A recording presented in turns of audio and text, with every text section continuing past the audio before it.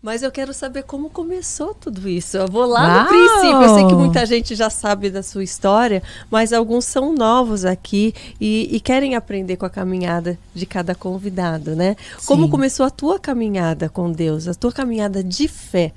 Minha caminhada começou aos 5 anos de idade, quando meu pai, que regia um coral, me colocou para cantar uma música na igreja do R.R. Soares. Eu tinha 5 aninhos. Sua família já era cristã, seus Toda pais? a minha família, sim, mas meu pai estava desviado um tempo. Minha mãe veio para Jesus por causa de uma cardiopatia. O meu avô levou ela para a igreja, o avô, por parte de mãe, né? Levou ela para a igreja para ela ser curada. Ela foi curada e todo mundo voltou para a igreja. E aos 5 anos eu cantava na igreja já. Só que dos 13 aos 16, quando os meus pais se separaram, eu tive um momento de rebeldia e não quis mais saber de ir à igreja com ninguém. Minha avó paterna era aquelas irmãs de oração do coque, sabe? Bem avivadas, cheias... Olha lá, tô virando a irmã é do isso coque. mesmo. E ela continuou orando pela família. Mas dos 13 aos 16 eu vivi tanta coisa intensa que eu conto no meu livro, que parece até que foram mais anos do que eu vivi. Eu fui para música secular, fui ser atriz, fiz teatro lá no Teatro Barra Shopping. E não frequentava a igreja nessa Não ia época mais. Não ia mais. E a vida não ficou legal para mim. A depressão me pegou nessa época, muito álcool, a vontade de morrer.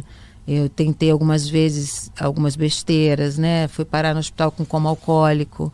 Então, assim, essa fase dos 13 aos 16 anos, quando Jesus me salvou, foi uma fase bad. Foi uma bad daquelas de morrer mesmo. Jesus me salvou várias vezes nesse período. Você morava com seus pais nessa época? Eu morava com todo mundo. Eu morava na minha mochila. E olha só que interessante, porque essa Karina. é uma fase que eu acho que a grande maioria dos adolescentes passam, né? Essa fase de rebeldia. Passam. Às vezes dentro da própria casa, com causa convivendo sem com causa. os pais. Exatamente. Então, e como foi esse período e como você saiu dessa fase, né? Pois é. Eu morava na minha mochila.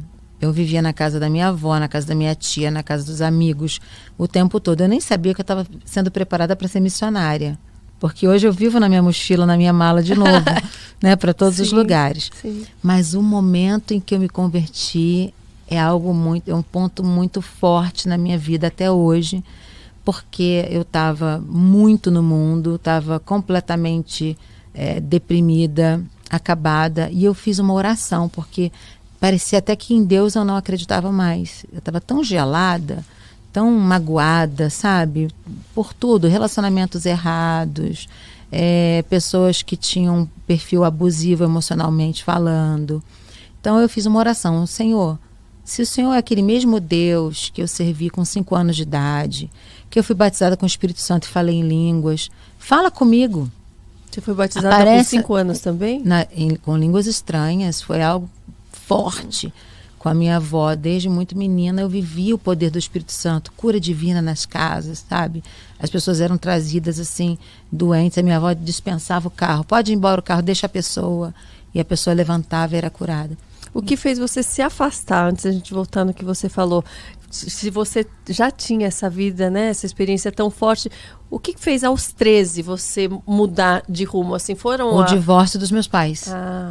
Meus pais eram muito firmes na igreja, era um casal muito perfeito para mim, eu tinha uma idolatria por aquele relacionamento perfeito, eu não conseguia ver falhas nos dois, eles eram chamados de casal 20, e aí quando eles se divorciaram, aquele meu mundo caiu. Uma decepção forte. Foi forte, até eu perdoar os meus pais, que foi um outro caminho, até eu perdoar meu pai e minha mãe por tudo que tinham escolhido para a vida deles, né?